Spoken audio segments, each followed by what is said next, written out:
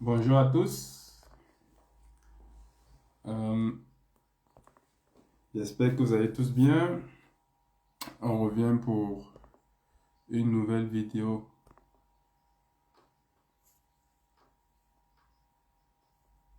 sur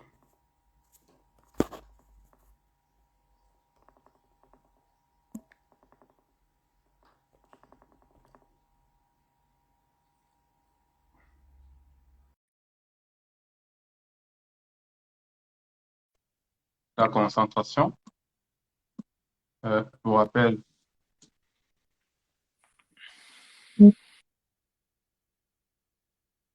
nous avions commencé une série de vidéos dans le but de montrer l'applicabilité. Voilà, qu'est-ce qui se passe de la sophologie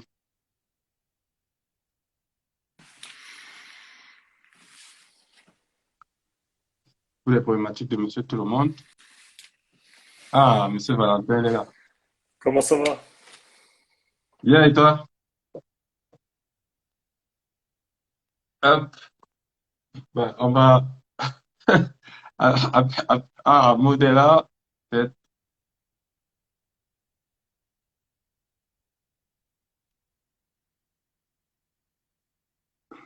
Attention.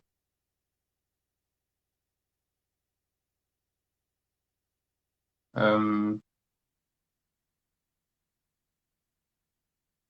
on va réinviter Maud. Hop.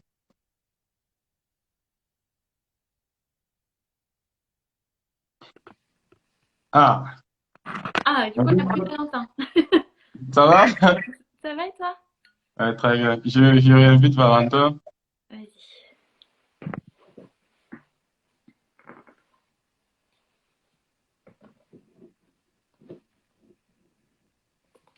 Ça y est. Ah, Bonjour Valentin. Valentin, tu nous entends?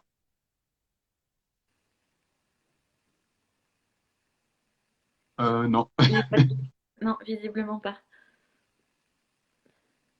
Valentin. Attends un peu. Est-ce que tu nous entends? Non.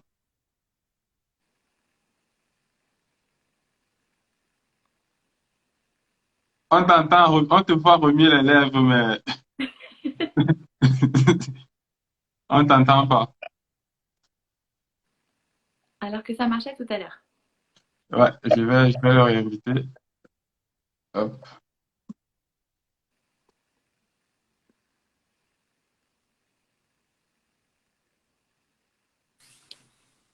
Ah, tu nous entends? Oui, ça y est, je vous entends. Ah, Ça ça va? fonctionne. J'ai essayé de mettre les écouteurs, mais ça n'a pas marché, c'est pas grave. Allez. Ok. Comment tu Bon, vas? Bien ou pas? Ça va, ça va. Concentré? Concentré. Il paraît que c'est le sujet. Je crois. good, good, good. Ben, juste pour rappel à ceux qui sont là, ben, aujourd'hui, le sujet, c'est la concentration. On va voir quelques petites astuces de sophologue Et pas que. pour améliorer notre concentration dans différents contextes. Mm. Pour rappeler le cadre général, ça fait partie d'une série de vidéos qu'on avait commencé sur l'applicabilité de la sophologie à des problématiques de Monsieur Tout-le-Monde dans des thématiques diverses. Donc voilà, là on avait fait un peu l'hypersensibilité, le stress, voilà, là c'est la concentration. Je propose qu'on fasse le petit traditionnel tour de présentation, même si on se connaît déjà très bien. Et puis après, on enclenchera directement les hostilités. Ok. Voilà.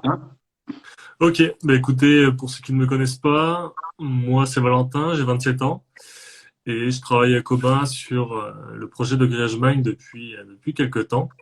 Et je m'occupe principalement de la partie création de contenu, coaching et marketing. Voilà. Et pour parler rapidement de Grillage Mind, on aide les personnes à pouvoir s'auto-réaliser dans leurs projets, que ce soit entrepreneurial, personnel ou autre, et aussi à atteindre du coup l'épanouissement personnel qu'on ne retrouve pas forcément dans la vie de tous les jours, quoi. Voilà. Good. Maud. Alors, pour ceux qui ne me connaissent pas, je m'appelle Maud, j'ai 35 ans et je suis donc installée dans mon cabinet de sophrologie et d'hypnose depuis 2019. Alors bien sûr, le bien-être personnel, c'est un sujet qu'on aborde forcément en thérapie.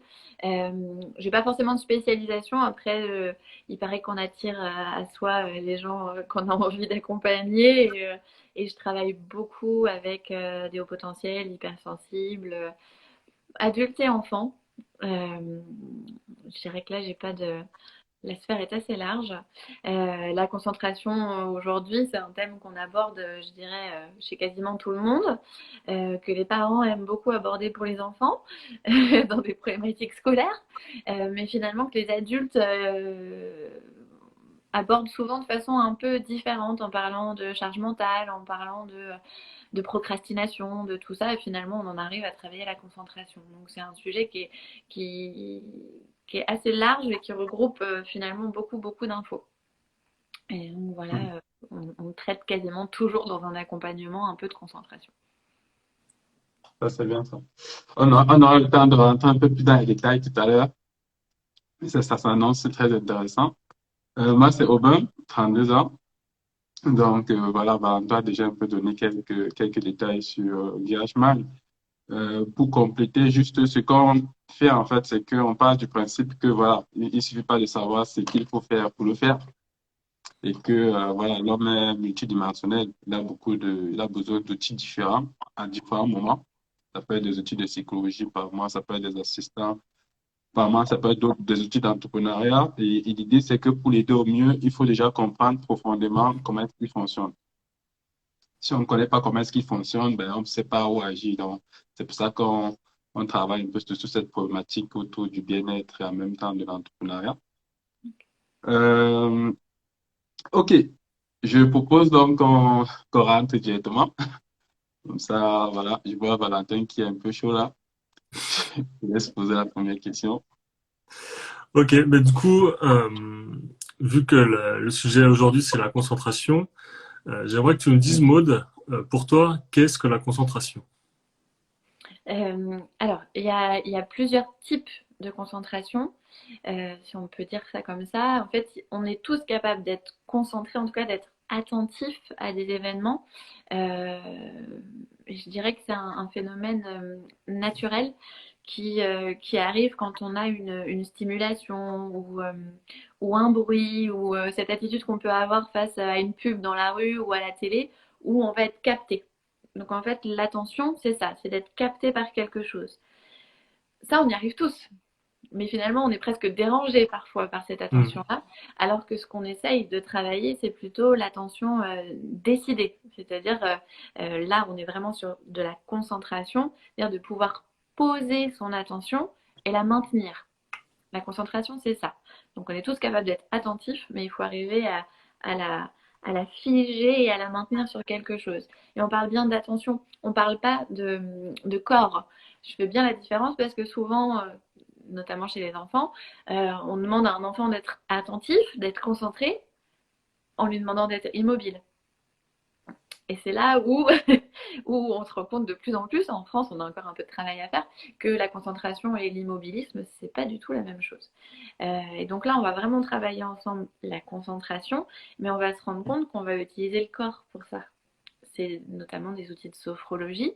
La sophrologie, c'est un outil qu'on appelle donc psychocorporel, où on utilise l'esprit et on utilise le corps. Et on se rend compte que comme ça, on arrive à s'entraîner à être de plus en plus concentré parce que ça nécessite de l'entraînement.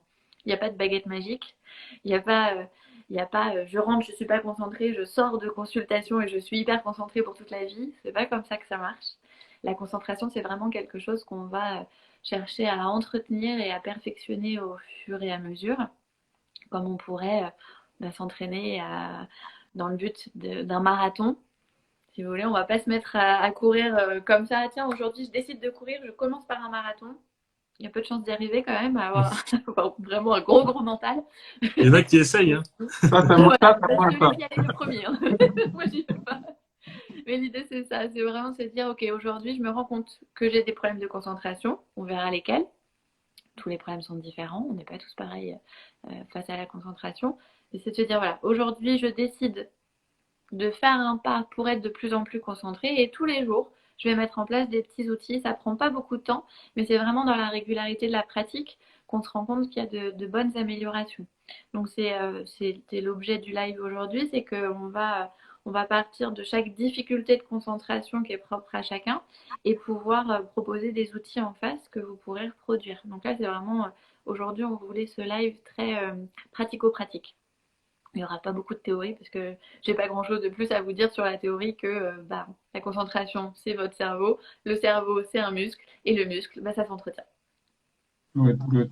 Ben, en tout cas, moi, ce que j'ai retenu, c'est qu'en gros, voilà, tout le monde peut être attentif à quelque chose. Oui. Maintenant, maintenir cette attention pendant longtemps, c'est ce qui forme la concentration et c'est là tout le challenge.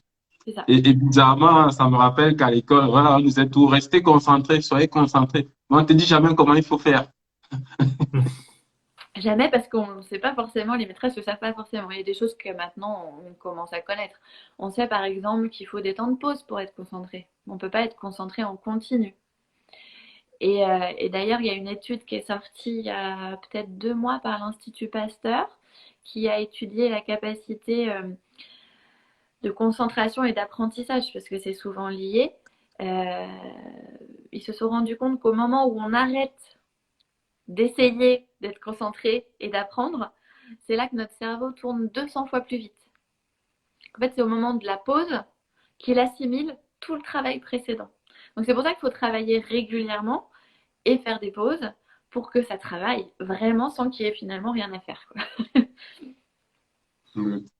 Ça, c'est bien ça. Ça étonne pas. Je pense que ça a déjà été pris en compte à différents niveaux, les pauses répétées, tout ça. Plusieurs chercheurs ont déjà eu à travailler dessus, même sur la créativité. Je dis qu'au final, euh, on a, même quand on n'est plus sur un problème, en fait, en arrière-plan, ça tourne. C'est ça. Il y a des gens qui ont des idées quand ils sortent du bus. Quand, voilà, il y a tellement de contextes où on a des idées sur des sujets qu'on avait abordés avant. Donc, Parce qu'on est fait de conscient et d'inconscient. voilà. Donc dans le conscient, tu vas y mettre toutes les infos et puis ensuite tu vas laisser l'inconscient assimiler. Et c'est quand on fait des pauses qu'on a des éclairs de génie. Je Yeah. donne l'exemple tout bête, hein. Tu cherches quelqu'un, tu sais, un acteur dans un film, tu vas le chercher, et ça te prend la tête, clairement. Et c'est quand tu vas arrêter de chercher que tu ce coup, tu vas te dire, ben oui, c'est lui, j'ai retrouvé. Et parce que c'est une autre partie de toi, inconsciente, qui est allée chercher l'information. Et donc pour ça, il faut faire des La, pauses. la meilleure, c'est quand tu prends ton bain le matin. Et Et là, là, tu as l'éclair de génie, je vais faire ça. Ouais, c'est ça. Donc faites des pauses pour être concentré. Bon, après, il n'y a pas que ça, hein. Si vous faites des pauses toute la journée et qu'il n'y a rien au milieu, il n'y a pas de miracle non plus. Est-ce que tu parlais de de pause intermittente, est-ce que la technique du Pomodoro est une bonne technique selon toi pour Alors, allier travail il et va falloir que pause? tu me l'expliques, le Pomodoro. Je ne connais pas. Alors la technique du Pomodoro, pour faire simple, c'est par exemple travailler 25 minutes et faire une Mhm. pause de 5 minutes et puis reprendre 25 minutes et ainsi de suite. Moi, j'ai pas de délai en tête, Mhm. parce que si la méthode te donne des délais très précis, instinctivement, je te dirais qu'il vaut mieux s'écouter. Mais ça, c'est la Ouais. sophrologue qui parle. C'est que sur un sujet, tu vas pouvoir maintenir ton attention peut-être 5 minutes, et puis sur d'autres, tu vas pouvoir la maintenir 2 heures. Donc, je sais pas pourquoi est-ce qu'ils sont partis sur 25 minutes, 5 minutes. Là, Après, honnêtement, c'est un exemple. ouais, Tu peux faire plus ou moins long et comme tu dis, ça, je pense que c'est important de s'écouter. ouais, c'est Quand on sent s'écouter qu'on a sur besoin de faire un une quel pause, d'en moment. faire une. Mais peut-être, oui, de faire du fractionnement, parce qu'en fait, c'est ça. Je Ouais. travaille, pause, je travaille, pause. Effectivement, là, ça te permet de revenir à quelque chose, de redonner une dynamique. Plutôt que de subir ce besoin d'être concentré, bah, tu as laissé ta pause, donc physiquement et ton mental, ton conscient est reposé. Mais ton inconscient, lui, a pu assimiler tout ce que tu as mis, donc il va mettre ça dans la case bibliothèque, c'est rangé, et il va pouvoir passer à autre chose. Et c'est un peu le principe qui est très important en concentration et que tu retrouves dans le zen, ne faire qu'une chose à la fois, le rien que. Le rien que en concentration, c'est très important parce que on se rend compte dans nos sociétés qu'on a tendance à faire plein de choses en même temps. Le rien que va te permettre d'être très efficace, mais va te permettre un entraînement aussi. C'est-à-dire que je ne dis pas aux gens aujourd'hui, ne faites jamais plus d'une chose à la fois, d'accord? Je leur dis juste de temps en temps, prenez le temps de ne faire rien que ça pour réhabituer votre cerveau, le remuscler, lui donner aussi un apaisement pour pouvoir être capable de gérer plein de choses à la fois derrière. Voilà. L'idée, c'est pas la fin. Il faut être un peu réaliste. On n'est plus capable d'avoir une vie où on fait qu'un seul truc en même temps. Mm. Donc voilà, la réalité est là. Mais pour parvenir à faire tout ça, finalement, il faut revenir un peu à des choses simples. Rien que ça. Et on le verra dans un outil par rapport à la respiration notamment. Ne faire rien que de respirer quelques minutes juste pour redescendre, pour apaiser et pour pouvoir repartir. C'est le temps de pause. Ça, c'est bien ça, très c'est bien ça. En tout cas, ça, c'est très riche, ça inaugure un peu la suite. Du coup, est-ce qu'on liste du coup les quatre situations, ou bien les situations avant, comme ça, voilà, ça nous fait un petit sommet avant de les aborder. Ça marche.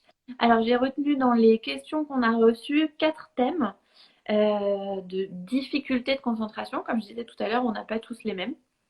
Et donc, la première, c'était cette impression que les idées partent dans tous les sens, que ça fuse. En fait, on part d'un truc et puis on va vraiment en mode esprit popcorn. On avait déjà abordé un peu le sujet avec les hypersensibles, mais c'est vraiment ça qui est revenu, les idées qui fusent. Donc ça, on le verra avec des outils. Le deuxième thème, c'était la difficulté à rester sur l'objectif qu'on s'est fixé parce que notre attention se porte sur un détail. Ça peut être un détail positif ou quelque chose qui nous agace, mais du coup, bah voilà, on perd l'objectif de ce qu'on était en train de faire. Donc ça, ce sera le deuxième thème. Le troisième, c'est tout ce qui vient de l'extérieur. J'arrive pas à me concentrer parce que je suis perturbée par tout ce qu'il y a autour de moi. Donc ça vient pas de moi, c'est vraiment tout autour. Et le quatrième thème, c'était l'esprit qui vagabonde. Alors c'est un petit peu différent des idées qui fusent. L'esprit qui vagabonde, c'est vraiment, on est hors sujet, quoi. On part d'un truc qu'on a besoin de faire et puis on en arrive en Australie, je sais pas, on est complètement ailleurs. D'accord. Donc ça, c'est le quatrième thème. Après, si entre-temps, vous avez des questions, vous pouvez les lancer sur le live et puis à la fin, on y répondra ou je ferai des rappels par rapport au thème qu'on a évoqué. Ok. Nickel. Plan. On Donc du commence? coup, par rapport à la première idée, enfin la première question, pardon, sur les idées qui fusent, toi tu penses qu'on pourrait se concentrer et éviter. Ah, on a peut-être Ah, on a perdu Maud. un instant.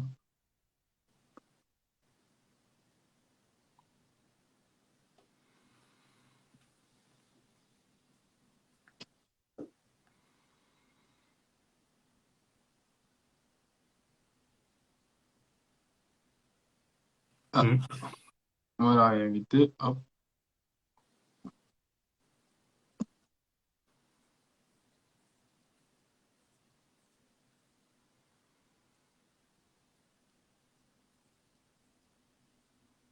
Revoilà. Me revoilà, c'est bon.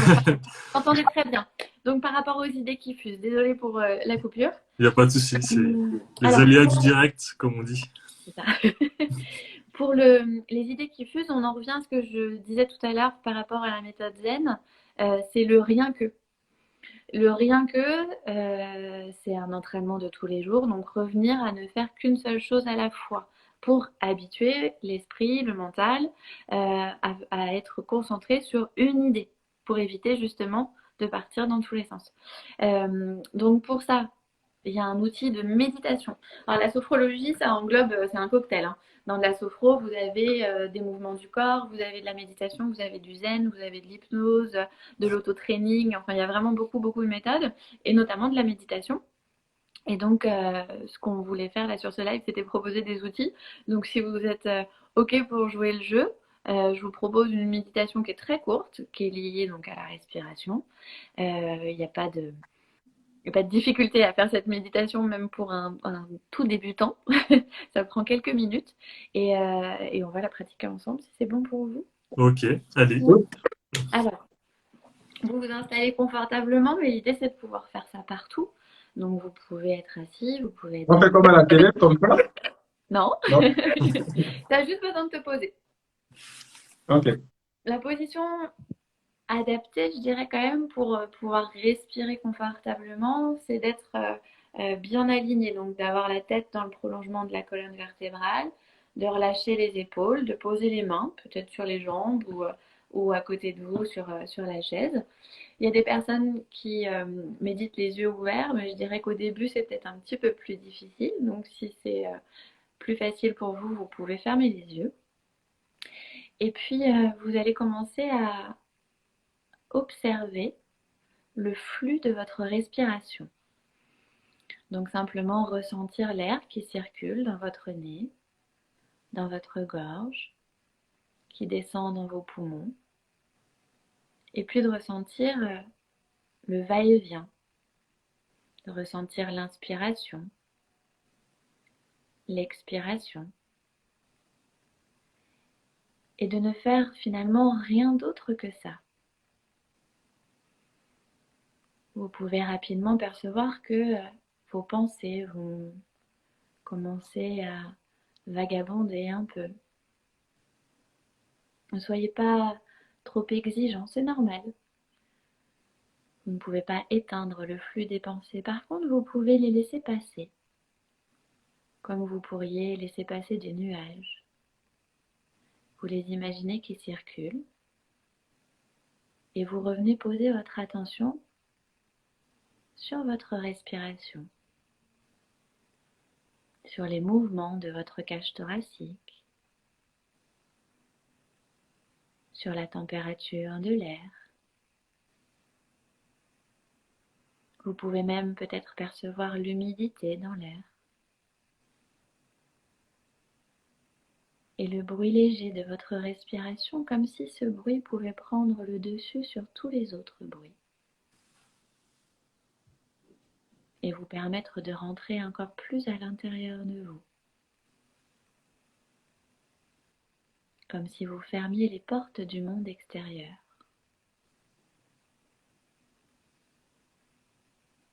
Et à nouveau, observez les pensées qui vont et qui viennent,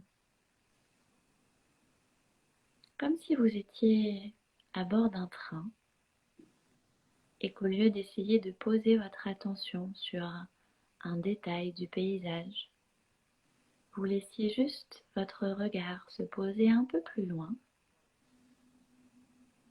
et pouvoir ainsi percevoir l'ensemble du paysage. Toujours centré sur votre respiration.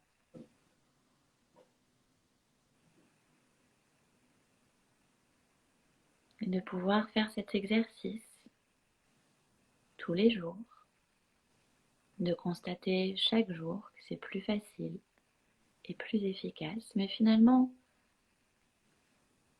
il n'y a pas de bonne ou de mauvaise façon de faire. Posez juste votre attention sur quelque chose qui se fait naturellement sans que vous ayez besoin de le contrôler. Votre corps respire sans que vous ayez besoin de lui dire. Il n'y a pas à comprendre, il n'y a pas à apporter de jugement. Juste à prendre ces quelques minutes quotidiennes, comme une pause.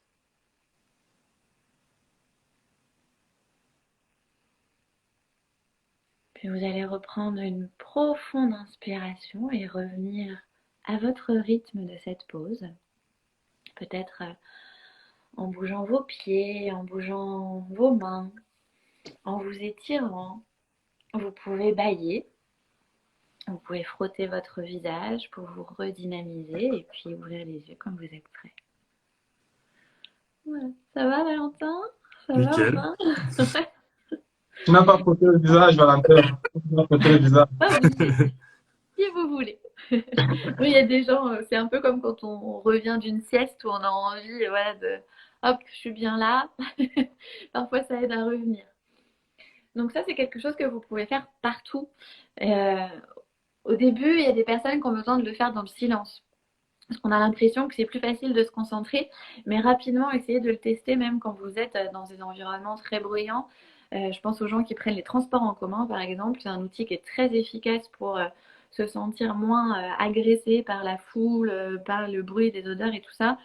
Et juste d'être à l'intérieur de soi, de ne faire que ça pour 2-3 minutes.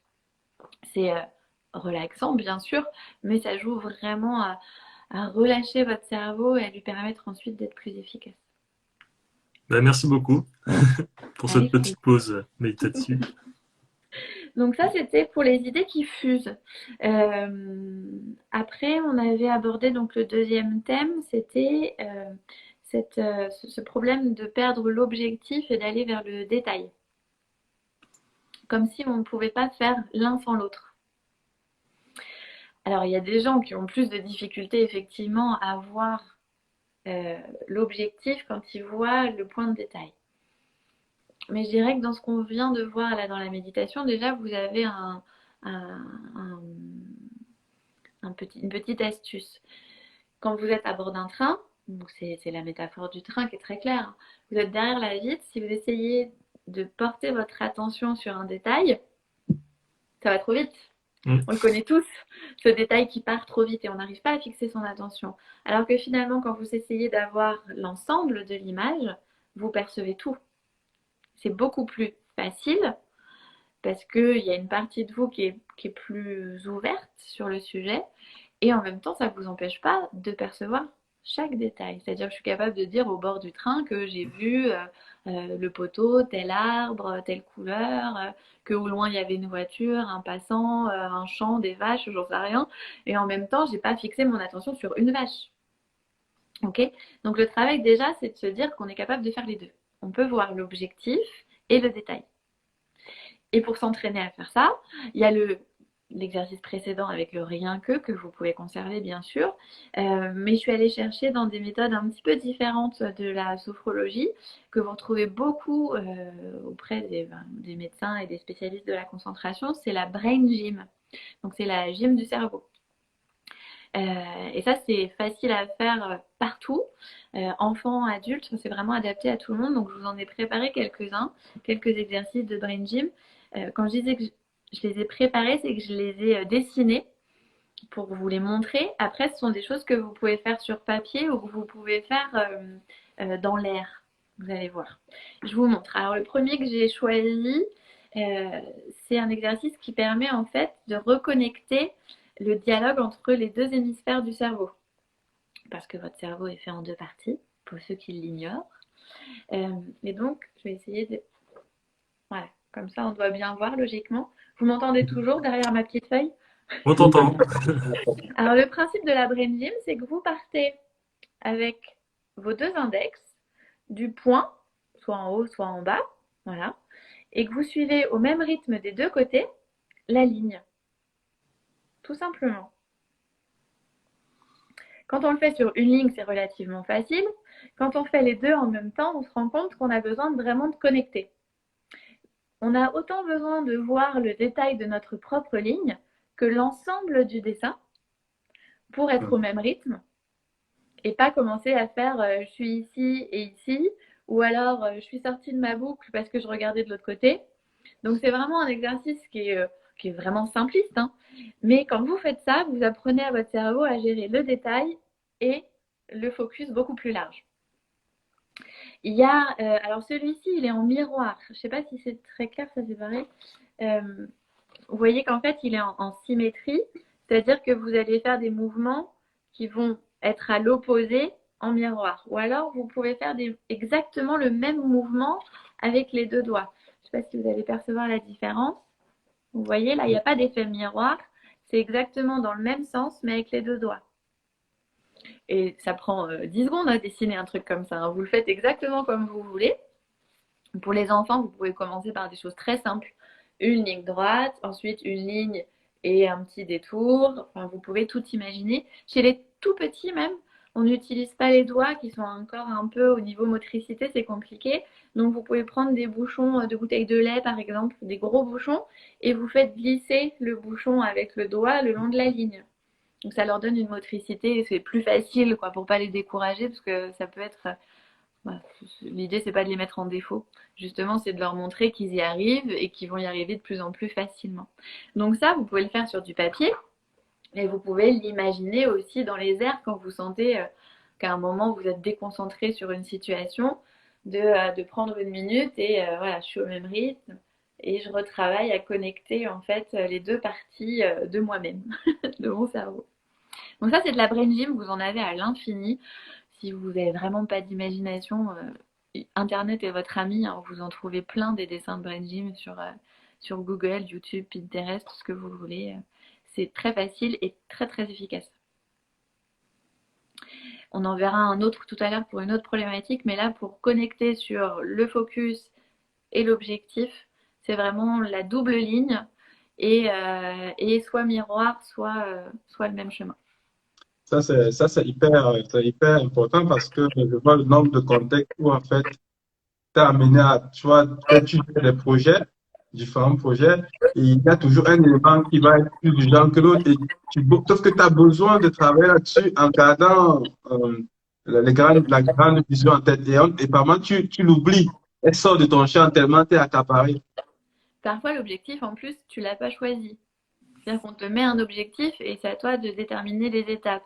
Alors, quand tu es dans une étape et que ton cerveau t'amène ailleurs, sur un autre détail, tu peux t'éloigner de l'objectif parce que peut-être que pour toi, il n'a pas de sens aussi. Et Voilà. là, c'est vraiment, quand on est dans la contrainte de l'objectif, c'est plus difficile de rester sur sa ligne. Donc voilà, de bien travailler, être capable de revenir en focus et de rouvrir l'esprit sur attends, je perds pas de vue qu'au loin quand même j'ai tout ça. Et donc il faut que je revienne sur la ligne de mon objectif. C'est- Quand on est entrepreneur, souvent on a ça aussi, hein, parce que vous travaillez sur l'entrepreneuriat, tu as tellement d'idées qui vont. Il faut se souvenir que l'objectif, c'est de faire tourner ton entreprise. Parce que parfois, tu as envie de faire quelque chose, tu as très envie, mais parce que ça te parle, parce que s'il y a une passion ou parce qu'il y a un défi. Mais l'objectif, c'est quand même derrière qu'il faut, il faut que ce soit rentable dans le temps, financièrement, dans plein de choses. Et que ce soit sur ce que tu proposes à ta clientèle aussi. Tout à fait. Et je rajouterais même que c'est un des défauts, je pense, des personnes qui sont perfectionnistes, où tu vois, commences un truc et justement tu commences à aller chercher le petit truc qui bloque, que tu n'arrives pas à faire et tu oublies justement cette vision d'ensemble parfois. Tu oublies l'ensemble et du coup, tu es même amené à changer d'objectif et au bout d'un moment, c'est pas possible. Si tu changes d'objectif tout le temps, tu vas jamais jusqu'à la fin. Donc parfois, il vaut mieux aller à l'objectif et avoir ensuite un autre projet avec un objectif qui va être perfectionné. Mais au moins, il faut des étapes. Il faut pouvoir coller à ce que tu as décidé au début, quoi. Ça ne veut pas Tout à dire que fait. tu dois être figé sur ton idée, mais de te mettre une étape et ensuite voilà, c'est des projets d'évolution, hein. C'est le 2.0, 3.0, 4.0. On est parti de la 3G, on est à la 5G, quoi. Voilà, il y a des choses qui se font au fur et à mesure. Donc, il faut se mettre des étapes, des objectifs et il faut les garder à l'esprit. Donc, pour ça, c'est de l'entraînement, d'être capable de revenir, de faire cet aller-retour entre le focus et l'objectif. Il y a un autre contexte où je vois que ça s'applique très bien. C'est quand tu écris. C'est quand tu écris, tu dois faire les deux en faisant la tête. C'est-à-dire, tu commences un paragraphe, tu veux être une idée générale, et tu as l'idée qui arrive. Donc, c'est encore plus compliqué parce que c'est mélangé. Tu commences à écrire plein de choses et puis tu dis, ah, qu'est-ce que je voulais exprimer au juste? Parce que tu as perdu de vue l'idée générale que tu souhaitais. Euh, Mais ça revient exactement finalement à ce qu'on vient de dire, c'est que tu as peut-être l'idée de l'objectif totalement final, peut-être qu'il te faut l'objectif du chapitre. ouais. Tu vois? Ça te permet justement de ramener ton attention à quelque chose là qui est plus accessible tout de suite. Et pas tout le temps d'être. Après, chaque chapitre doit aller vers ton objectif. C'est un concept qu'on appelle la force des petits pas. C'est que tu peux pas faire un grand écart tout le temps. Et même au niveau de la concentration, tu peux pas être totalement déconcentré et totalement concentré d'un coup. Donc tu peux pas être totalement sur un objectif très large et d'un seul coup totalement sur le détail. Il faut que tu sois capable de faire ces allers-retours.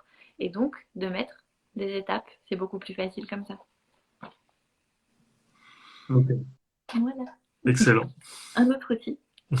Euh, Ensuite, on avait dit quoi? Je vois si Quand vous êtes on, concentré. quand on a des perturbations de l'extérieur, Ouais. Moi, je l'avais, hein, c'était juste pour voir si vous suiviez. on est Alors, les concentrés, nous. perturbations extérieures. Pardon? On est concentrés, nous. C'est bien, parfait. Je fais la maîtresse là. Parce que je vois que vous êtes bien fixe, mais ça ne veut pas dire qu'on est concentré quand on est immobile, hein. Tout à C'est vrai. fait. On est d'accord. Alors, les perturbations extérieures, ça c'est un truc qu'on ne maîtrise pas. C'est-à-dire que je ne peux pas décider que tout le monde autour de moi va se taire quand je travaille dans un open space. Je ne peux pas décider de faire quelque chose de précis quand j'ai, par exemple, contexte familial, tout le monde qui crie autour de moi à la maison. Je ne sais pas pourquoi je pense à ça. Euh, Je pense aussi en consultation aux thérapeutes, parce que j'en ai souvent comme ça en supervision, qui sont gênés par le bruit. C'est-à-dire qu'ils sont en train de proposer un exercice de sophro, par exemple, et il y a une porte qui claque. Il y a des gens qui discutent dans la salle d'attente. Ça arrive souvent en cabinet quand on n'est pas tout seul. Et en fait, ça devient vraiment quelque chose qui perturbe énormément, qui agace même. Parce que ça donne ce sentiment d'échouer à être vraiment concentré sur ce qu'on est en train de faire. Donc pour ça, il y a des outils de sophro qui sont très intéressants. Alors, il y en a en hypnose, je vous en donne un très rapidement parce que il ne nécessite pas vraiment de s'entraîner. En hypnose, quand on est perturbé par l'extérieur, on fait ce qu'on appelle la ratification. Ratifier, ça veut dire oui, c'est là. Et en fait, parce que c'est là, justement, ça va te permettre d'être encore plus concentré. C'est complètement paradoxal. C'est comme si on reliait deux idées qui n'ont rien à voir, mais le simple fait de l'avoir dit, l'inconscient se dit ah bah ok. Ça va être par exemple de dire à un patient bah, en même temps que vous entendez là cette porte claquer au loin, vous rentrez encore plus profondément à l'intérieur de vous. Et à ce moment-là, ça se voit même physiquement sur la personne qu'on a en face. Vous venez de lui dire t'as entendu. Mais en fait, parce que t'as entendu, tu vas descendre encore plus profondément. Et vous voyez la personne qui suit ce que vous lui dites, et souvent il y a une tête qui descend, ou il y a des épaules qui se relâchent, ou des mains qui se lâchent, parce que vous lui avez accordé le fait que entendre, c'est se détendre. D'accord? Donc ça, c'est la ratification, c'est vraiment ultra simple. C'est se dire, ok, j'entends le bruit à l'extérieur, mais parce que je l'entends, ça va me permettre d'être encore plus concentré. Donc ça, c'est très facile à faire. Ensuite, on a des exercices de sophrologie là qui nécessitent de s'entraîner. Euh, J'en ai noté deux. Je pense que je vais pas vous faire les deux d'affilée. Ça va être un peu lourd. Il y en a un qui est un petit peu long et qui va nécessiter de prendre un peu de place. Donc si je m'éloigne, vous allez moins bien m'entendre. Par contre, je vous proposerai un lien avec une photo, je vais y arriver, un dessin avec les explications de l'exercice. Il s'agit de construire une bulle en fait autour de vous. L'exercice de la bulle, il est intéressant pour la concentration quand on est perturbé de l'extérieur. Il est également intéressant à l'intérieur de la bulle, vous pouvez y mettre des ressources pour être concentré. Que parfois, c'est pas juste une question de s'isoler, mais à l'intérieur de nous, on a aussi besoin de quelque chose. Donc la bulle, elle est là pour ça, pour protéger de l'extérieur et pour ressourcer à l'intérieur. Il prend faut bien compter une bonne dizaine de minutes pour le faire correctement. Donc voilà, je vous proposerai un support que vous pourrez réutiliser et le faire facilement chez vous. Merci beaucoup. Le deuxième, il est plus facile. Le deuxième, son nom scientifique, si je puis dire, c'est le Tratak. C'est un exercice de sophrologie. Donc, comme tous les exercices de sophrologie, vous avez un mouvement du corps, une respiration et une visualisation. Donc je vous le montre rapidement et puis après je vous le fais faire. Le principe c'est, je m'écarte pas trop, à l'inspiration, vous allez lever le bras avec le pouce en l'air comme ça. Sur l'apnée, vous allez fixer votre doigt et vous allez le ramener. Donc vos yeux sont ouverts, hein. Vous allez le fixer et vous ramenez votre pouce jusqu'à ce que vos yeux se troublent un peu parce que au bout d'un moment c'est trop près. Et vous allez venir poser votre pouce à l'espace qui est là juste entre vos sourcils. Donc, vous le posez et là, vous avez les yeux fermés. Et au moment où vous soufflez, où vous expirez, vous relâchez. Tout simplement. La visualisation que vous pouvez avoir dans cet exercice, c'est vraiment d'aller poser un point de concentration ici. Alors parfois, on va même un petit peu plus loin. On vous fait imaginer un interrupteur. Et donc, au moment où vous allez venir appuyer, vous allez déclencher la concentration. Vous voyez l'idée? Vous allez appuyer sur le bouton de la concentration. Alors ça, c'est une visualisation qui facilite en fait le travail. Je dirais que c'est comme un petit mécanisme qui rend les choses plus réelles pour votre cerveau. Le cerveau, il a du mal à faire la différence entre ce que vous voyez et ce que vous imaginez. Ça, c'est pas moi qui le dis, hein, c'est une réalité. Donc, on utilise des images ou des ressentis pour faciliter le travail. Mais derrière, c'est quoi ce point? C'est un point qu'à force de stimuler, en fait, c'est comme un ancrage. Un ancrage, c'est une sensation que vous arrivez à déclencher avec un stimuli extérieur.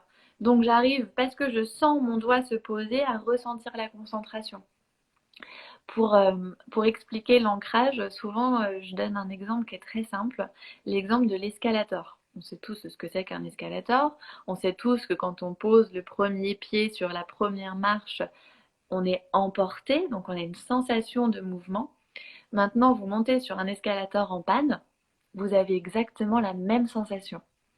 Parce que votre cerveau, il a vu l'escalator et qu'il sait ce qu'il va ressentir. Vous l'avez ça? Oui. Ouais. Et bien c'est pareil, c'est-à-dire qu'à force de faire l'exercice du tratak, à force de stimuler ce point, de voir votre pouce, et bien quand votre esprit va constater ce que vous êtes en train de faire, il sait ce que vous cherchez et il redéclenche ici la concentration parce qu'on parle de concentration, mais ça fonctionne exactement de la même façon pour quelqu'un qui aurait besoin de ressentir du calme, qui aurait besoin de ressentir toute autre émotion en fait. C'est un ancrage. Vous ancrez ce mouvement, crée chez moi tel ressenti de concentration. On essaye? On essaye. Alors vous allez voir, en sophro, on fait toujours 3 enchaînements parce que je dirais qu'au début, déjà, vous allez chercher un peu le point. Vous allez être un peu, est-ce que je suis bien au milieu? Sur le deuxième, ce sera un peu plus assuré. Et sur le troisième, on va le faire entièrement les yeux fermés. C'est-à-dire que vous allez imaginer votre pouce, mais vous n'allez pas le voir. Et finalement, vous taperez dans le mille. Vous verrez que c'est aussi ça qui est intéressant de le faire 3 fois, c'est qu'au début on a des doutes et qu'à la fin ça fonctionne très bien. Donc vous pouvez, je ne sais pas si vous êtes assez loin de votre écran, mais voilà, vous reculez légèrement, vous alignez bien votre tête dans le prolongement de votre colonne, vous relâchez les épaules pour respirer librement, vous respirez tranquillement à votre rythme, et puis vous pensez à votre objectif pour donner une dimension positive à ce que vous allez faire. Moi, je vais retirer même les lunettes parce que c'est plus facile. Et puis, quand vous êtes prêt, vous inspirez profondément et vous levez le bras tendu et le pouce vers le haut. Vous bloquez quelques instants, vous fixez votre pouce et tout doucement, vous le ramenez à votre rythme jusqu'entre vos sourcils. Quand vos yeux se troublent, vous fermez les yeux et vous venez poser votre pouce exactement à cet endroit-là. Voilà. Et vous fermez les yeux et vous soufflez en relâchant.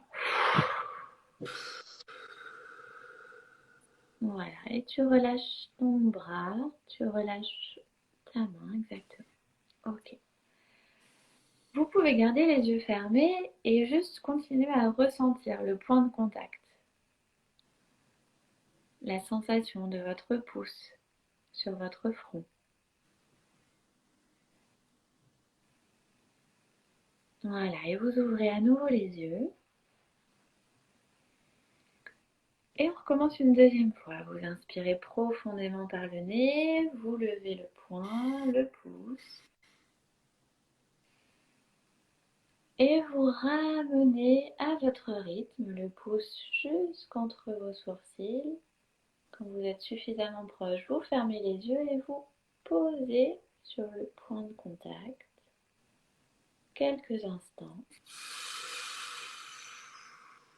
Et vous relâchez en soufflant. Très bien, à votre rythme, plus ou moins vite, plus ou moins fort. Vous pouvez garder les yeux fermés. Chacun à son rythme, vous allez pouvoir repercevoir ce point de plus en plus marqué, de plus en plus fort, et peut-être aller au-delà de cette visualisation et pouvoir imaginer déclencher la concentration par ce simple contact. Comme vous pourriez appuyer sur le bouton de la concentration et pouvoir laisser votre esprit bien focus sur ce point, toujours dans ce mouvement de laisser passer les pensées pour être parfaitement centré à cet endroit précis, exactement comme ça. Et vous allez garder les yeux fermés pour le dernier enchaînement que je vais vous proposer de faire à votre rythme. Quand vous êtes prêt, c'est à vous.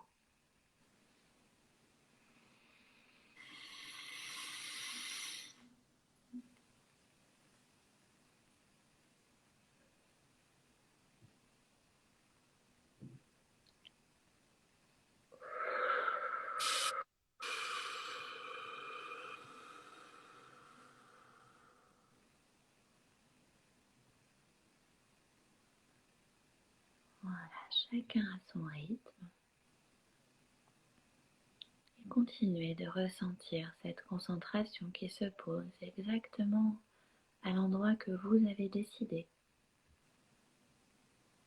au moment où vous l'avez décidé.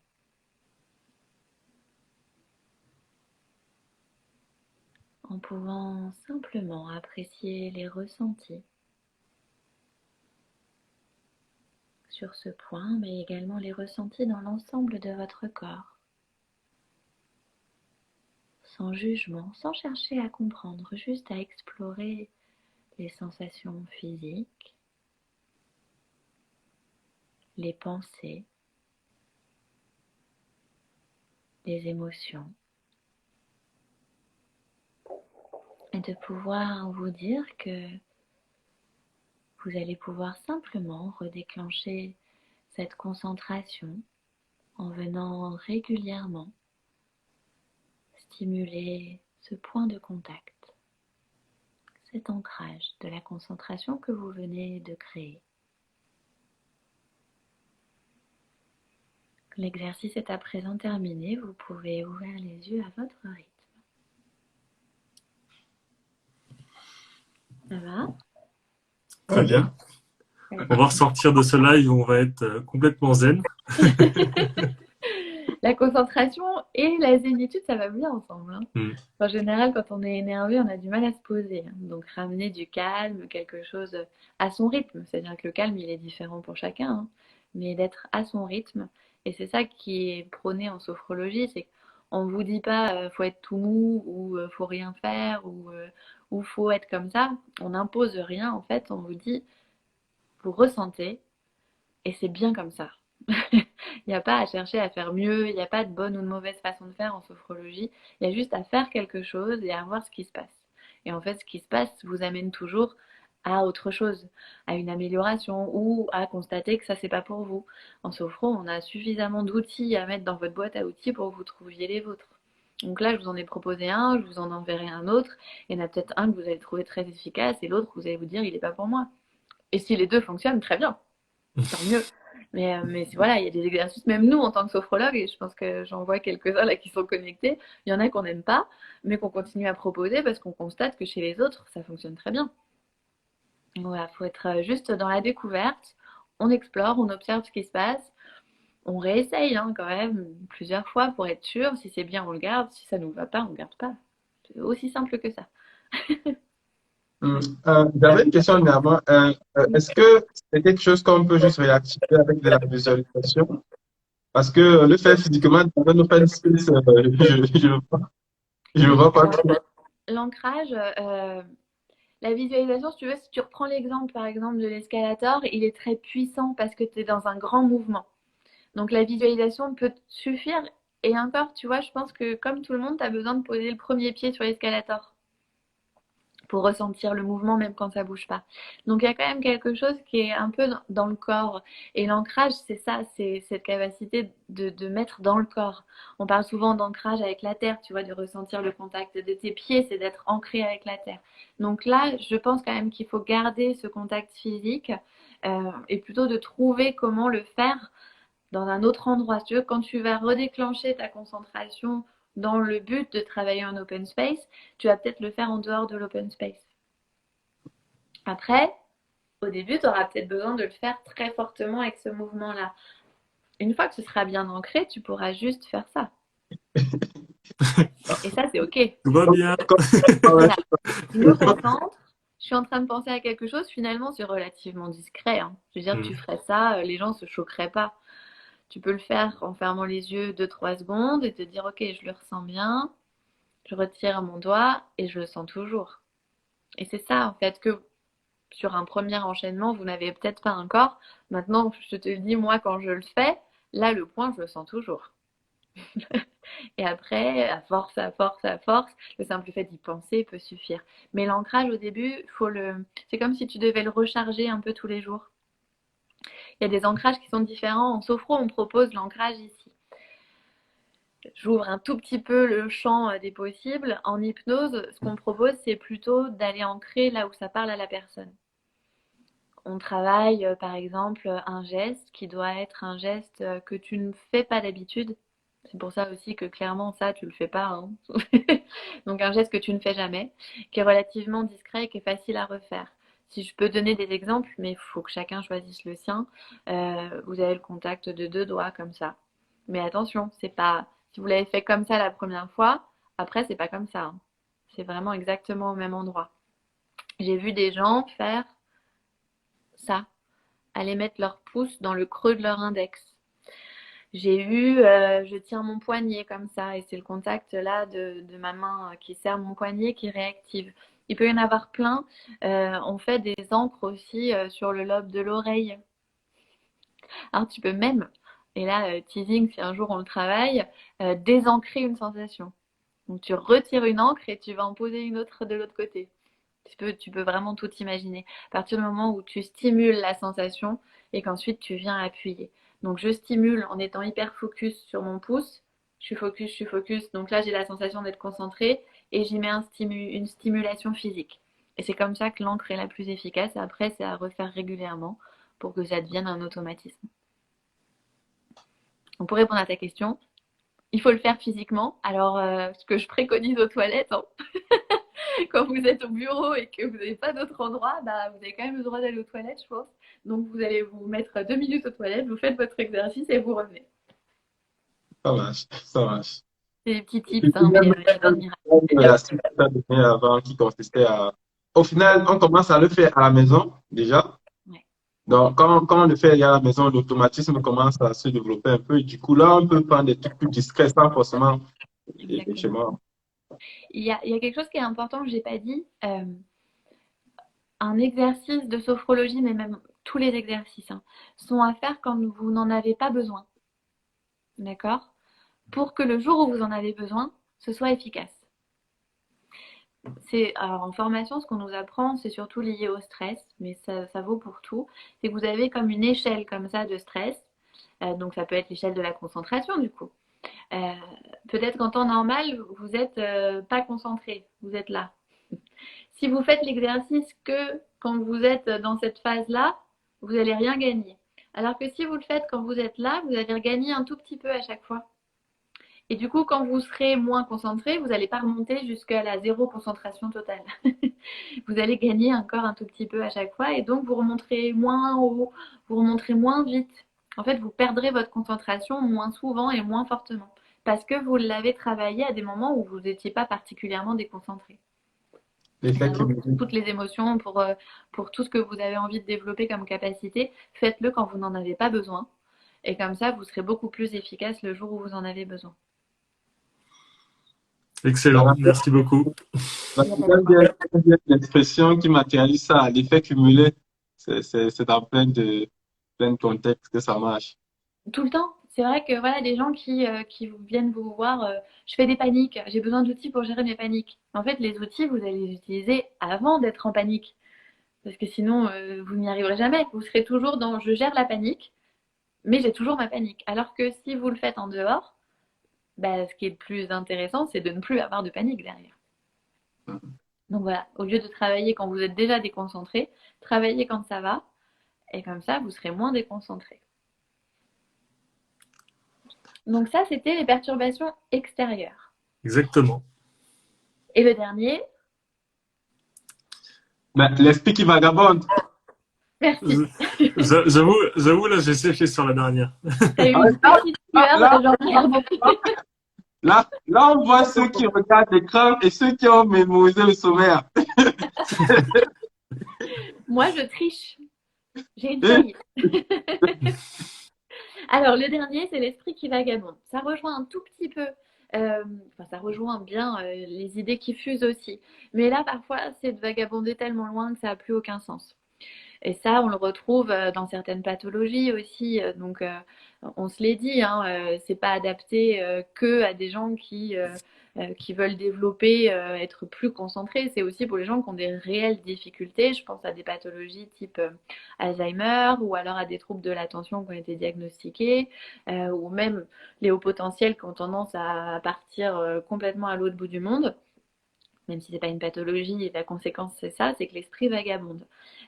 Donc là, on revient sur des idées de brain gym que je vous ai proposées tout à l'heure, mais le dessin va être un petit peu différent. L'idée, c'est pas de reconnecter les deux hémisphères sur je focus et je vois large, mais c'est bien de se dire attends, je reviens me centrer sur l'important, sur l'essentiel. Et donc pour ça, c'est assez intuitif en fait. Hein, si vous avez compris le principe de la brain gym, c'est qu'au lieu de faire deux lignes ou même au lieu d'amener votre attention à aller vers l'extérieur, vous allez faire un dessin qui part de l'extérieur et qui revient à l'intérieur. Et ça, vous le faites en papier. Vous voyez bien le sens de la flèche hein, qui revient vers l'intérieur. Mais là, plus facilement encore, vous pouvez le faire dans les airs. Je pars et hop, je concentre mon attention et je reviens à l'intérieur. Vous avez ce geste-là où vous avez le signe de l'infini que vous trouvez souvent. C'est-à-dire je pars à l'extérieur et là je suis sur mon hémisphère droit, je reviens à l'intérieur et je pars sur mon hémisphère gauche et je reviens à l'intérieur. Et en fait, vous faites ça quelques minutes. Au rythme de votre respiration, c'est encore plus efficace parce que vous avez des ressentis physiques qui vont s'associer. Et c'est extrêmement simple et très facile à faire. Bien là même, au lieu de le faire dans les airs au loin, si vous êtes en open space, vous le faites sur votre bureau ou sur votre cahier avec votre stylo. Hein. Et hop, je dessine au rythme de ma respiration. Et l'infini, il est pas mal. L'infini, il est bien parce que c'est vraiment, je pars à gauche, là, je suis sur mon hémisphère, je reviens au milieu, je pars à droite, je suis à droite et je reviens au milieu. Et là, vous avez quelque chose en plus qui va venir vraiment stimuler cette capacité de passer de l'un à l'autre. Donc voilà, c'est vraiment très très simple. Il y en a un qui est qu'on retrouve beaucoup dans les exercices de brain gym, c'est la ligne carrée. Je vous le montre. C'est celui-ci. C'est un petit peu la même idée. Vous pouvez même le faire comme ça. Je vais à droite, à gauche, en haut, en bas. En fait, c'est cette capacité de passer de l'un à l'autre, mais de toujours revenir sur la ligne centrale. Je pense que vous pouvez en créer à l'infini. Hein. Gardez l'idée de je dessine quelque chose qui va me ramener au centre. D'accord? Donc, soit voilà, le cercle qui revient au milieu, soit la ligne, je dépasse et je reviens. Travailler. Très simple. Eh ben, Et il y en a un qui est un petit peu plus long. Et si vous êtes prêt à le travailler, je vais vous demander de prendre le premier truc que vous avez sous la main. Ce que vous avez autour de vous. Un stylo. Ça me va. Qu'est-ce que tu as toi, Valentin? la même chose. C'est le truc que je propose le plus facilement. Hein. Mais au cabinet, je m'amuse à proposer ça. Ça, c'est un objet qu'on a du mal à comprendre quand on ne le voit pas vraiment. Donc, ce que vous allez faire, c'est que vous allez fermer les yeux. Allez-y, vous fermez les yeux, vous respirez tranquillement et vous avez votre stylo dans les mains. Vous savez que c'est un stylo, mais vous pourriez ne pas savoir. Ce que vous avez dans les mains, ça fonctionnera exactement de la même façon. Vous allez commencer par utiliser vos doigts pour détailler l'objet que vous avez dans les mains.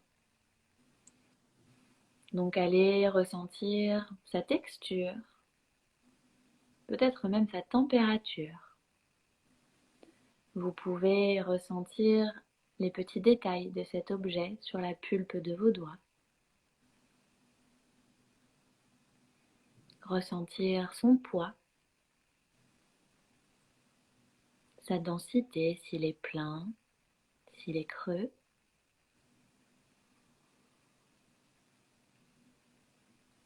Et vous pouvez continuer cet exercice même en sollicitant d'autres sens. Vous pouvez imaginer l'odeur de cet objet ou même venir le respirer, le porter à votre nez. Vous pouvez imaginer ou goûter cet objet. Si vous pouviez le ressentir sur vos lèvres ou sur le bout de votre langue. Parfois même cet objet a un certain son au contact ou en le bougeant.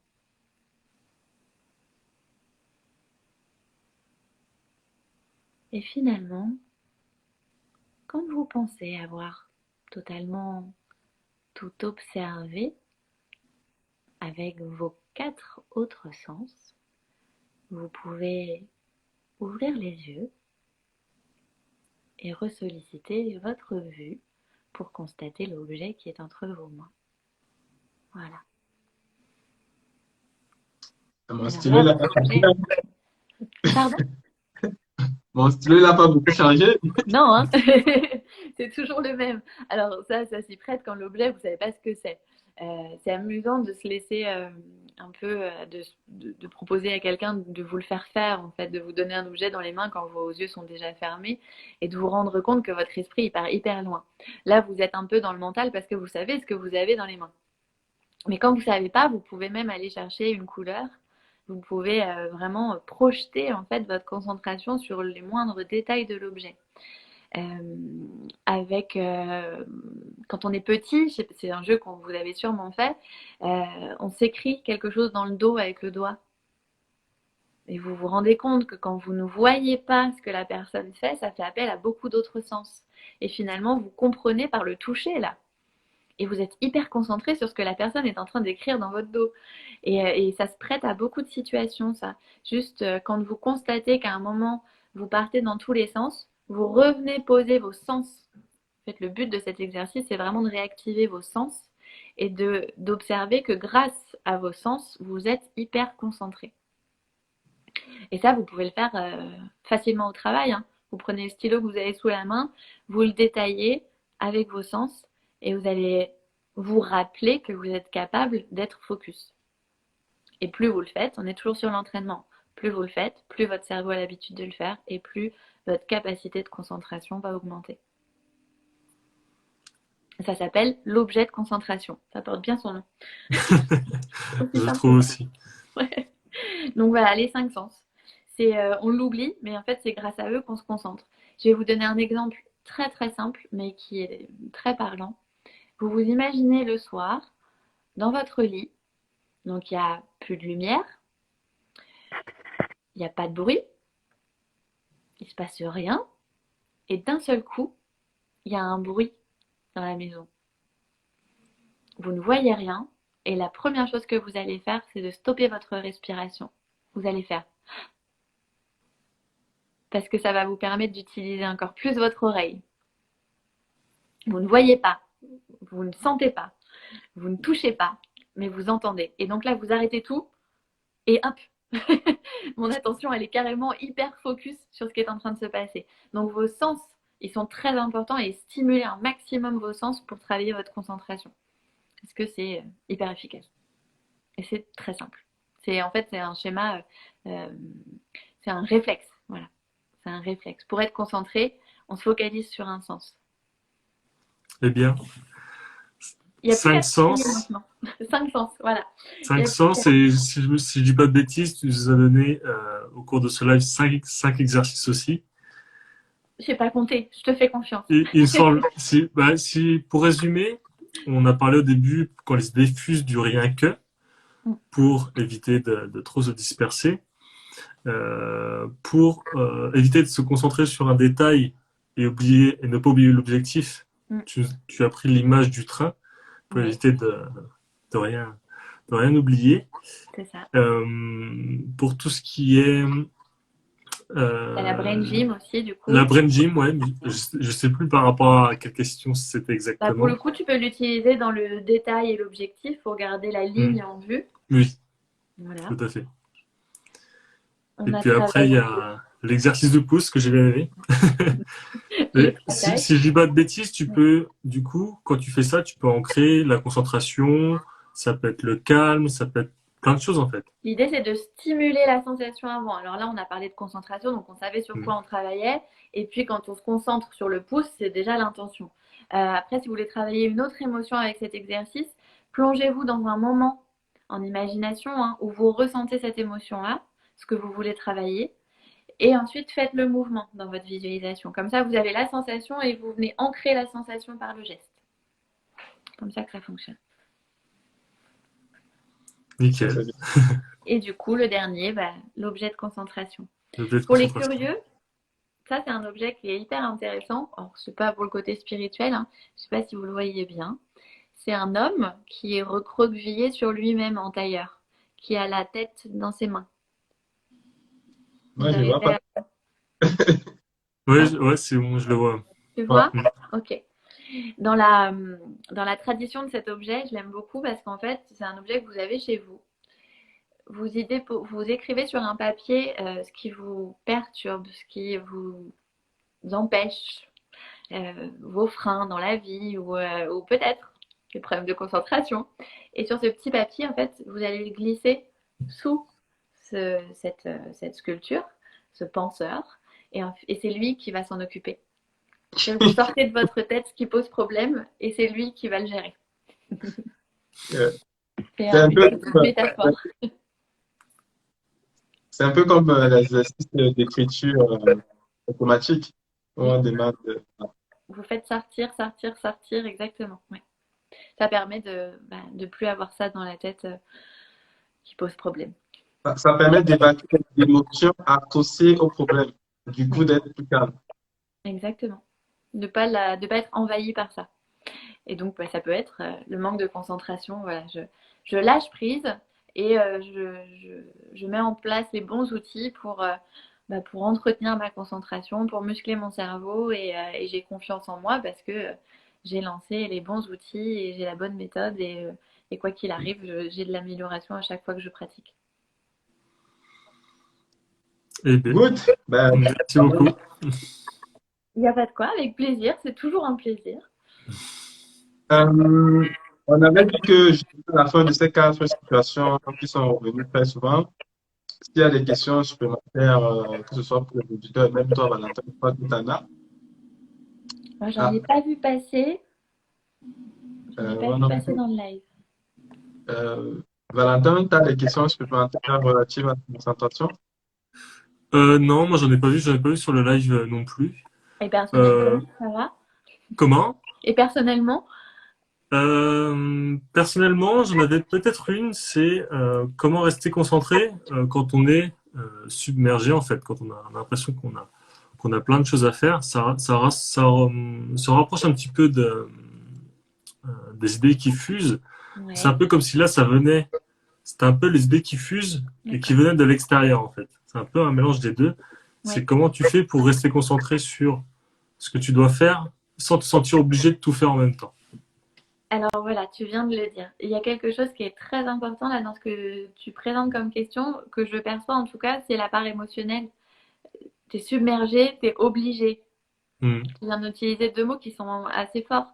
Là, je m'intéresserais plus facilement à l'émotion que ça crée chez toi. Je travaillerais plutôt l'émotion avant de travailler vraiment la nécessité d'être concentré. Parce que je ne crois pas que le problème soit lié à la concentration dans ces cas-là. C'est plutôt de voir qu'est-ce qui émerge en moi là, pourquoi est-ce que je me sens submergée Euh, Est-ce que je suis en colère parce qu'on abuse de moi et qu'on me donne trop de choses? Est-ce que j'ai peur d'échouer? Est-ce que voilà, de voir ce qui se passe dans je suis submergée. Submergée, c'est l'image de la vague, hein. Qu'est-ce qu'il y a dans la vague du coup? Parce que ça vient de l'extérieur, mais ça vient de l'extérieur de façon très négative. Là, tout à l'heure, on a travaillé l'extérieur de façon, je dirais, un peu. Bah, j'ai pas le choix, je suis dans un open space, il y a forcément du bruit, mais les gens cherchent pas volontairement à me mettre du bruit. Tu vois? Bah, sauf s'il y a un collègue particulièrement désagréable, mais, mais sinon, c'est juste un fait, c'est une constatation. Alors que dans ce que tu décris, c'est très émotionnel. Et là, j'irais plutôt travailler l'émotion. Ça rejoint un petit peu ce qu'on disait tout au début sur les hauts potentiels qu'on a déjà travaillé ensemble. Euh, Qu'est-ce qui fait qu'un haut potentiel n'est pas concentré? Il y a la mécanique qu'on vient de voir aujourd'hui, mais au-delà de ça, il y a pourquoi est-ce que je dois être concentré? Est-ce que ce que je suis en train de faire nécessite que j'y mette mon attention? C'est toujours la quête du sens de ce qu'on fait. Et quel intérêt j'ai à ne pas être concentrée? Est-ce que j'ai peur d'échouer et donc je préfère ne pas le faire? Est-ce que on m'a mis la pression? Et là, on revient sur quelque chose d'émotionnel qui peut être aussi très fort chez l'hypersensible. Donc là, je questionnerais quand même vraiment le côté émotionnel dans ce que tu m'as présenté. Ok. Après, il y a des outils là que tu peux déjà utiliser, hein. La bulle que je vais vous envoyer, du coup, qui a été vraiment trop longue à faire ensemble, mais la bulle, tu peux l'utiliser pour te protéger des émotions extérieures aussi, hein. Donc ça pourrait être un outil intéressant. Tu le testes et puis tu me diras. Ça marche. Mais pense émotion, parce que c'est pas un problème de concentration, là c'est vraiment on m'en demande trop ou pas de la bonne façon, ou est-ce que ce que je fais a vraiment du sens? Au bout d'un moment, c'est l'accumulation et c'est plutôt le poids qui pèse sur moi et c'est ça que j'irai travailler en séance. Ok, Euh, très du, bien. du coup, ça m'amène à une question. C'est que ben, quand que tu sois dans l'open space ou bien même dans l'entrepreneuriat, ben, tu travailles pas que sur des choses qui te passionnent. Tu Oui, as toujours des choses qui te passionnent pas, qui pourtant, qui sont même souvent très répétitives, mais qui justement vont faire avancer oui. l'objectif. Comment est-ce que, vu que la concentration, c'est de maintenir ton attention dessus, comment est-ce que, sachant que c'est important et que tu ne trouves pas forcément de sens, tu arrives à te concentrer là-dessus? Tu vas pas trouver de sens à ce que tu es en train de faire là, dans le présent. Par contre, tu peux justement projeter ton attention sur ce que tu as à y gagner dans un futur plus ou moins proche. Euh, c'est ce qu'on appelle des visualisations. Alors là, en sophro, spontanément, j'ai pas d'outils pour ça. Mais s'il y a un sophrologue qui veut réagir avec plaisir, moi j'irais plutôt le chercher du coup dans des futurisations. Alors en sophro, on a des exercices qui ressemblent un peu à l'hypnose, qu'on appelle des sophronisations. Là, ça se prête pas dans le live à le faire parce que c'est entre 15 et 20 minutes de séance. Mais c'est de faire un bond dans le temps imaginaire et d'aller voir en fait quand tu auras accompli cette tâche, ce que tu as à y gagner.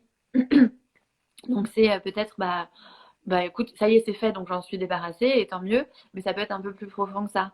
J'ai fait ça, sur le moment ça m'a pas plu, mais finalement ça m'apporte ça, ou ça fait de moi une personne dont je suis plus fière, ou enfin, il peut y avoir tellement de choses. Là, c'est plutôt l'inconscient en fait qui va travailler. Donc tu vas lancer une idée consciente, qu'est-ce que j'ai à y gagner, et puis tu vas laisser venir à toi les réponses. Ok? Et ça, je dirais que ça te donnera un peu de motivation à faire les choses. En fait, ça te redonnera de la motivation. C'est plutôt un problème de motivation. Ok. Oui, On est sur l'émotionnel, chez l'hypersensible encore plus, hein. ouais, La quête de sens, c'est émotionnel. en fait, C'est pas une c'est capacité d'être concentré, c'est le but de la concentration. c'est clair vu que la concentration en soi n'est pas isolée des autres. Ouais. Une petite part de motivation et bon, dans le langage quoi, on met sur la concentration, Mm. mais au final, ce que tu décris en gros, c'est d'aller toujours jouer sur l'émotionnel pour venir avoir du poids dans la direction de la tâche. C'est ça. Tu travailles ton émotionnel et en parallèle ou ensuite tu travailles des outils de concentration. Les deux vont ensemble, hein. Mais tu peux pas traiter que la concentration si derrière il y a un problème émotionnel. Je veux dire, à un moment, il y a une partie de toi qui va bloquer. pourquoi est-ce qu'il faudrait que je sois concentrée alors qu'en fait, on me manque de respect ou on me demande de faire des choses qui sont contre mes valeurs ou vraiment ça sert à rien, quoi. C'est le problème des enfants à haut potentiel à l'école, hein. Tu as envie de les faire travailler sur un truc, mais lui, il en a rien à faire, ça n'a aucun sens. Pourquoi est-ce que je suis obligée de faire des additions alors qu'en fait, je sais déjà le faire? Pourquoi tu me le refais faire? Pourquoi les trucs répétitifs, c'est ça, souvent on n'est pas attentif, on n'est pas concentré sur des choses répétitives parce que derrière, émotionnellement, on s'en cogne. Voilà. Donc, donc dans ces cas-là, quand tu es vraiment obligé de le faire, il faut trouver une motivation. Et là, la motivation, elle doit être clairement dans une fois que je l'ai fait, qu'est-ce qui se passe, quoi? Qu'est-ce que j'ai à y gagner? Je suis tranquille, ou alors je suis fière, ou alors ça me permet de passer à une étape suivante, et l'étape d'après, elle m'intéresse. C'est ça qu'on explique souvent dans l'apprentissage. C'est que là, bon, tu vas répéter les choses, mais parce que derrière, ça va te permettre d'être plus assuré quand tu vas faire ça. Et ça, tu sais pas encore le faire, là, tu as quelque chose à découvrir. Et tu donnes de la motivation en donnant des échéances, quoi. Donc, travailler autant la concentration par des outils mécaniques, muscler votre cerveau et vous entraîner, mais travailler aussi un peu plus en profondeur sur l'émotionnel quand vous constatez que c'est pas juste un problème mécanique et que derrière, en fait, vous n'êtes pas concentré sur des sujets récurrents parce qu'il y a des choses que vous n'avez pas envie de faire. Voilà. C'est bon, Merci ça. beaucoup. Je pense qu'on a fait le tour. Ouais. Donc, on travaille l'émotionnel, les garçons-filles, hein, aussi. Exactement. D'ailleurs, en parlant d'émotion, je devais avoir un instinct. J'ai pris une chemise avec des petits cœurs aujourd'hui. Ça nous va droit au cœur aussi. Il y a toujours des émotions quelque part, mais parfois, bon, elles sont faciles, parfois, il faut les travailler. Ça marche, ça marche. Juste pour récapituler, du coup, on a vu que il y avait une différence entre l'attention et la concentration. Que l'attention, c'est vraiment, tout le monde peut le faire. Je pose mon attention quelque part, mais c'est pas forcément consciemment. Et la concentration, c'est volontairement, je maintiens mon attention assez longtemps sur un objectif. Mm. Et du coup, on a essayé un peu de parcourir les 4 situations les plus courantes et délicates qui sont remontées à nous. La première, c'était les idées qui fusent, Oui. qui vont un peu dans tous les sens. Par exemple, Popcorn, tu nous as proposé un exercice assez simple, un peu de méditation au niveau de la respiration. Et le but, vraiment, c'était de rien que sur l'aller-retour inspiration, expiration. Et vraiment, le but, c'est pas de dire qu'il faut faire une seule chose dans sa vie, c'est de temps en temps se rappeler qu'on ne peut faire qu'une seule chose pour évoluer. Pour être plus efficace. Voilà.